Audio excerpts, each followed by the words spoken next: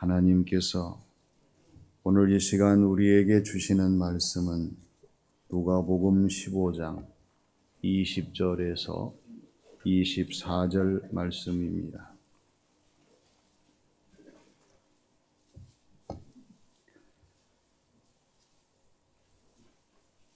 이에 일어나서 아버지께로 돌아가니라. 아직도 거리가 먼데 아버지가 그를 보고 측은히 여겨 달려가 목을 안고 입을 맞추니 아들이 이르되 아버지, 내가 하늘과 아버지께 죄를 지었사오니 지금부터는 아버지의 아들이라 일컬음을 감당하지 못하겠나이다 하나, 아버지는 종들에게 이르되 제일 좋은 옷을 내어다가 입히고 손에 가락지를 끼우고 발에 신을 신기라. 그리고 살찐 송아지를 끌어다가 잡으라. 우리가 먹고 즐기자. 이 내 아들은 죽었다가 다시 살아났으며 내가 잃었다가 다시 얻었노라 하니 그들이 즐거워하더라. 아멘. 사람은 풍요 속에서보다 극심한 빈곤과 고통 속에서 자기를 발견하게 됩니다. 뿐만 아니라 극심한 비참함을 벗어나고자 특단의 조치를 내리는 기회를 삼기도 합니다. 예수님께서 말씀하신 탕자의 비유에서 인간의 위대함은 자기 자신의 잘못을 깨닫는 자기 성찰과 절망 가운데 주저앉지 아니하고 어떠한 부끄러움이라도 이 부끄러움을 무릅쓰고 자기 자신의 본래의 자리로 돌아가기 위하여 결정하는 회개의 결단이 인간의 위대함입니다.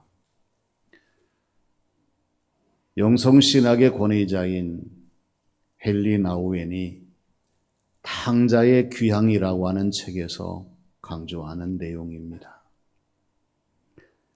헨리 나우엔은 이 책에서 고백합니다.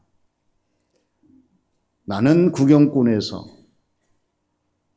진정한 신앙인의 동참자로 이런저런 사람들을 심판하던 사람 그 자리에서 내 자신이 죄인임을 고백하는 회개의 자리로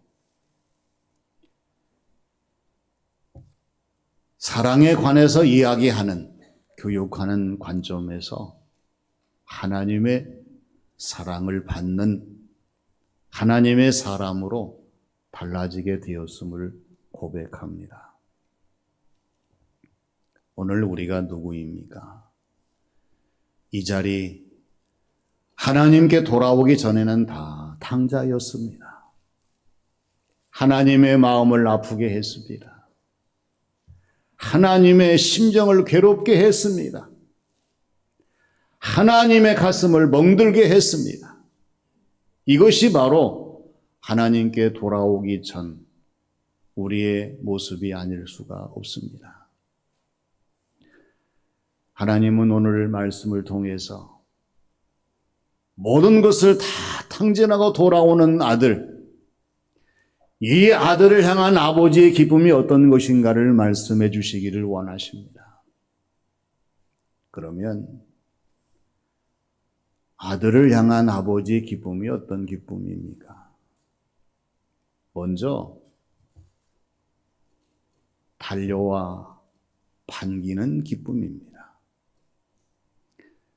탕자가 아버지로부터 자신의 분깃을 다 들고 가서 탕진했습니다. 모든 것을 다 잃고 돼지가 먹는 음식을 먹으면서 마지막 결단을 합니다. 지금부터는 아버지의 아들이라 일컬음을 감당하지 못하게 싸우니 품꾼의 하나로 보아 주시옵소서. 그래, 이제는 아버지의 아들이 아니라 품꾼의 하나로 아버지에게 돌아가자. 탕자는 아버지를 향해서 돌아옵니다. 그런데 이 탕자를 맞이하는 아버지는 그렇지 아니했어요. 탕자가 먼저 아버지에게 달려간 것이 아닙니다. 아버지가 탕자인 아들에게로 달려옵니다. 탕자인 아들의 목을 껴안습니다. 탕자인 아들이 먼저 입을 맞추는 아버지의 모습을 우리에게 보여주시고 있습니다. 어떻게 이것이 가능할 수가 있을까요? 그것은 아들을 사랑하는 아버지의 마음 때문이었습니다. 아들은 아버지를 생각할 때에 이제는 내 아버지가 아니라 나는 품꾼으로서 주인에 불과하다고 생각했습니다. 그러나 아버지는 그렇지 않았어요. 품꾼이 아닌 아들로 인정했습니다. 아들로 환영했습니다. 아들로 받아들였습니다. 그 이유가 뭘까요? 아들은 여전히 아들이요. 자식은 여전히 자식이요. 핏줄은 여전히 핏줄이기 때문입니다. 하나님이 우리를 받아주시고 우리 예배를 하나님이 흠양하시는 그 이유는 우리의 행함이 있지 않아요. 우리가 아무리 이 세상에서 탕자와 같은 모습으로 살아가는 존재일지라도 하나님이 우리를 바라보실 때 여전히 너는 내 자녀라고 말씀하시고 너는 내 백성이라 말씀하시고 너는 내 사랑이라고 말씀하시는 하나님의 그 은혜와 사랑을 우리가 저버리고 살아간다고 하면 여전히 우리는 탕자일 수밖에 없어요. 우리를 불러주시고 우리를 맞아주시고 우리를 기뻐해 주시는 하나님의 사랑, 우리는 잊어버리지 말아야 됩니다. 따라서 해봅니다. 신랑이 신부를 기뻐함같이 내 하나님이 너를 기뻐하시리라. 할렐루야. 신부를 기뻐하지 않는 신랑은 진정한 신랑이 아니에요. 신부를 기뻐하는 신랑이 진짜 신랑이지요. 하나님께서 이렇게 우리를 기뻐하시는데 이사야 62장 5절의 말씀 우리가 잊어버리지 말고 언제나 하나님이 기뻐하시는 사람이 되기 위해서 우리는 하나님의 은혜와 사랑을 저버리지 말고 우리가 교회에 나오기 전에 먼저 우리를 맞아주시고 우리를 기뻐하시는 하나님의 그 사랑에 늘 감사하면서 언제나 우리를 향하신 하나님의 기쁨이 무엇인지 우리의 신앙생활 속에서 분명하게 깨닫고 우리의 신앙생활의 기쁨을 승화시키는 저와 여러분들이 되어야 합니다. 신앙생활 예배의 현장은 나의 기쁨만 있는 것이 아닙니다. 그 위에 하나님의 기쁨이 있습니다. 우리를 맞아주신 하나님의 기쁨이 하나님의 영광으로 이어지도록 언제나 하나님의 기쁨에 우리도 감사하고 기뻐하면서 주어진 신앙생활을 바로 감당하는 우리 모두가 되어야 할 줄로 믿습니다. 다음은 귀하게 만드시는 기쁨입니다. 먼저 달려오셔서 목을 끼어안고 입 맞추는 아버지를 향해서 탕자는 고백합니다. 아버지, 지금부터는 아버지의 아들이라 일컬음을 감당하지 못하겠습니다. 이제 죄 많은 나를 품꾼의 하나로 봐주시옵소서.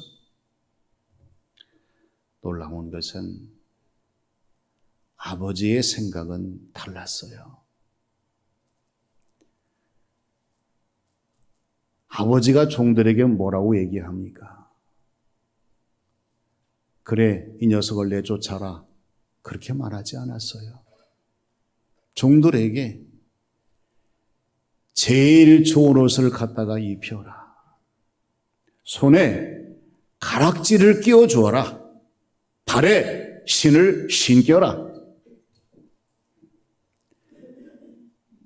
아들을 더 귀하게 여기는 말씀을 하셨고요. 모습을 보여주셨고 이 사랑을 나타내셨습니다. 분명한 것은 오늘 저와 여러분들이 이 말씀을 대하면서 아버지를 향한 우리의 깨달음과 고백과 우리의 신앙생활의 느낌이 어떤 것인가를 잊어버리지 말아야 한다고 하는 것입니다. 따라서 해봅니다. 아버지의 용서, 아버지의 은혜, 아버지의 사랑, 이걸 잊어버리지 말아야 돼요. 다 탕진했어요.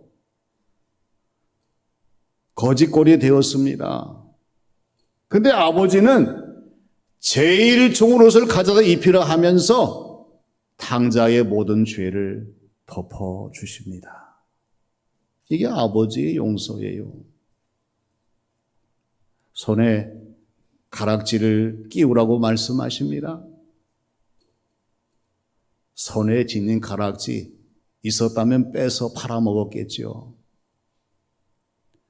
다시 아들로 인정하는 아버지의 은혜가 아니겠습니까? 그리고 맨발로 달려온 이 아들을 향해서 신의 발에 신을 신기라고 말하는 것은 무한한 아버지의 사랑이 아닐 수가 없습니다. 세계적인 유명한 화가 렘브란트가 탕자의 귀향이라고 하는 그림을 그렸어요. 한 폭의 그림에 오늘 말씀에 등장하는 이 모든 말씀의 내용을 담았습니다. 아버지의 모습은 눈이 형편없이 이상하게 생겼어요. 왜냐하면 집 나간 아들을 생각하면서 매일마다 우시느냐고. 눈이 정상적인 눈이 아닙니다. 이 눈이 돌아온 아들을 향한 것이 아니라 허공을 바라보고 있어요. 왜?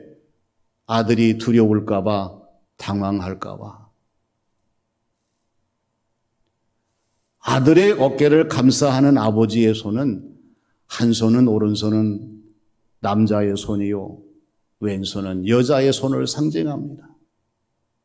부모의 심정으로 따뜻하게 아들을 감싸안는 렘브란트의 그 사상을 한번 생각해 보세요.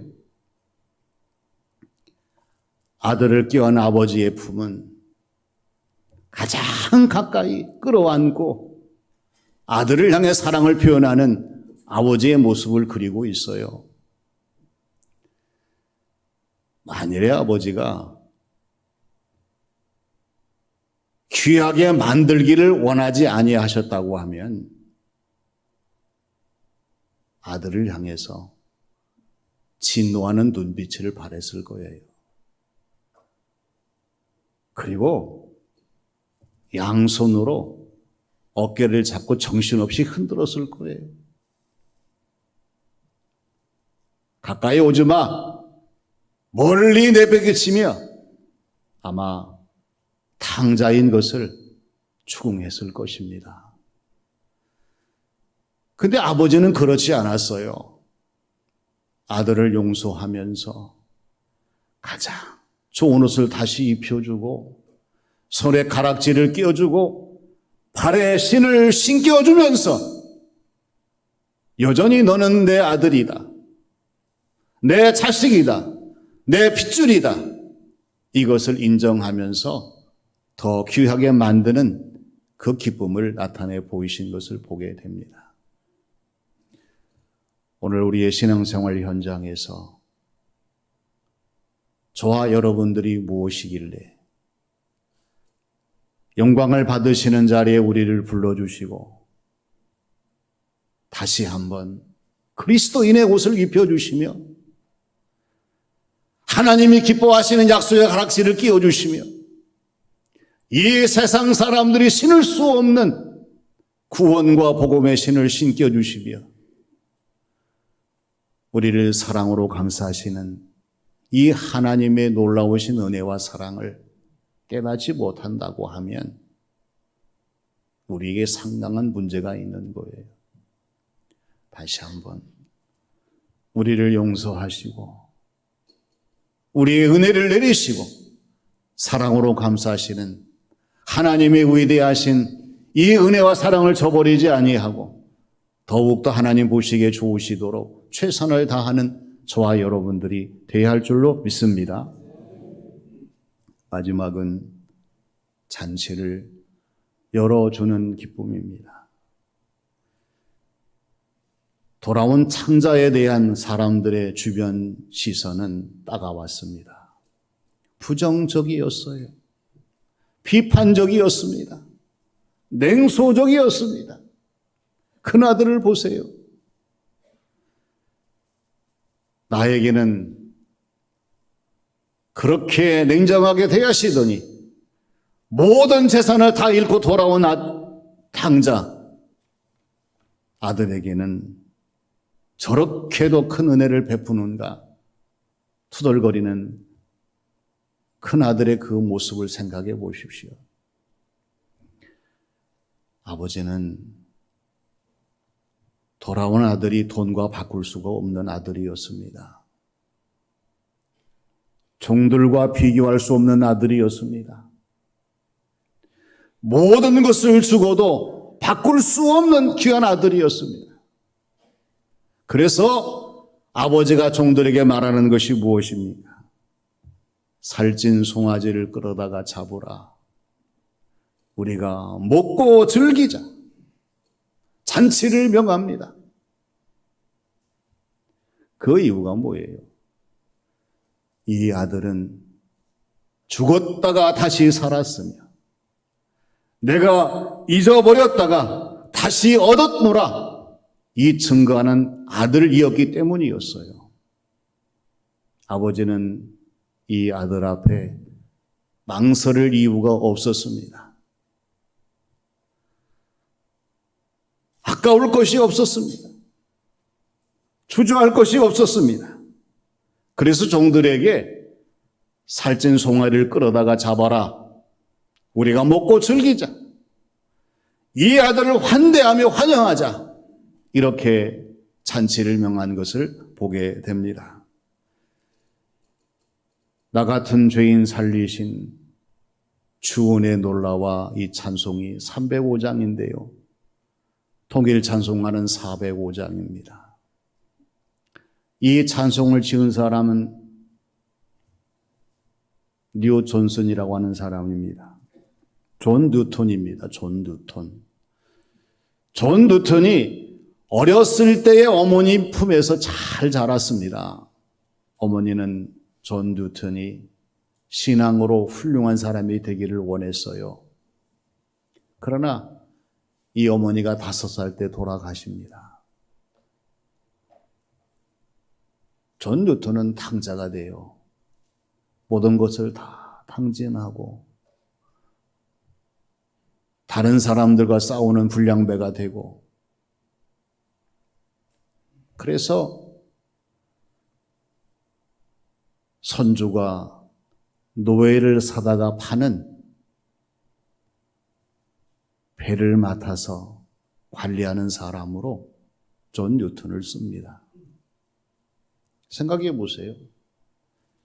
노예를 사서 파는 그 모든 배의 선상에서 인권이 있었겠어요?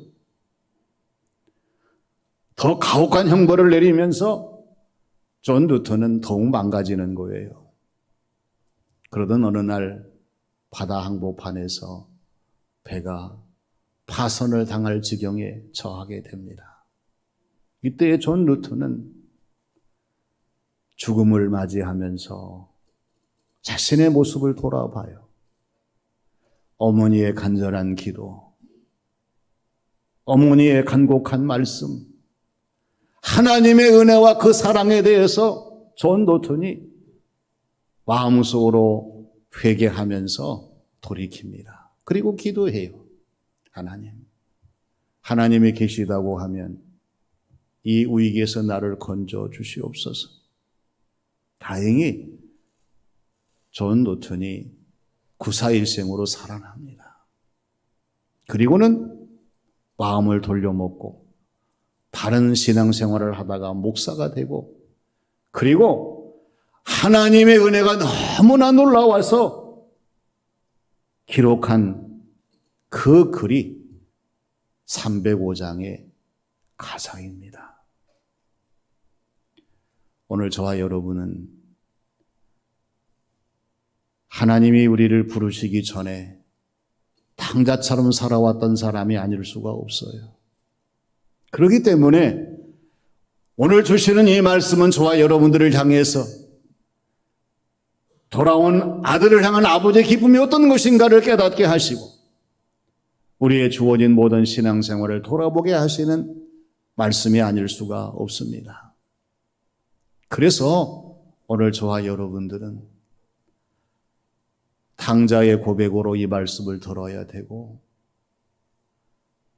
탐자의 심정으로 이 말씀을 기억해야 되고, 탕자의 자세로 아직도 하나님께 나오지 못하는 사람들을 향해서 이 말씀을 전해야 합니다.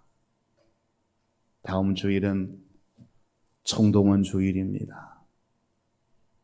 우리가 기도하며 준비했던 모든 것들이 아들을 향한 아버지의 기쁨이 하나님의 기쁨이 되시도록 내 자신은 물론이거니와 우리 주변의 모든 사람들을 돌아보면서 하나님이 기다리십니다. 하나님이 반기십니다. 하나님이 기뻐하십니다. 이 소식을 전하면서 6월 29일, 6월 25일 다음 주일에 우리 사랑하는 교우들이 한자리에 모여서 하나님의 기쁨이 영광에 나타나도록 최선을 다하시는 한 주간의 삶이 되시기를 주님의 이름으로 축원합니다. 아버지 하나님, 하나님의 은혜와 사랑을 감사드립니다. 탕자와 같이 길을 잃고 모든 것을 탕진한 저희들이지만은 하나님께 저희들을 맞아주시고 저희들의 모든 것을 용서하시며 사랑하시는 하나님의 크신 은혜에 감사를 드립니다. 하오나 아직도 하나님께 돌아오지 못한 교우들, 이웃들 많습니다. 저희들에게 믿음과 은혜를 내리셔서 한 주간 동안 찾아보게 하시고 권면하게 하시고 돌아보게 하셔서 함께 하나님을 기쁘시게 할 수 있는 6월 25일 청동원 주일이 되게 역사하여 주시옵소서. 예수님의 이름으로 기도하옵나이다. 아멘.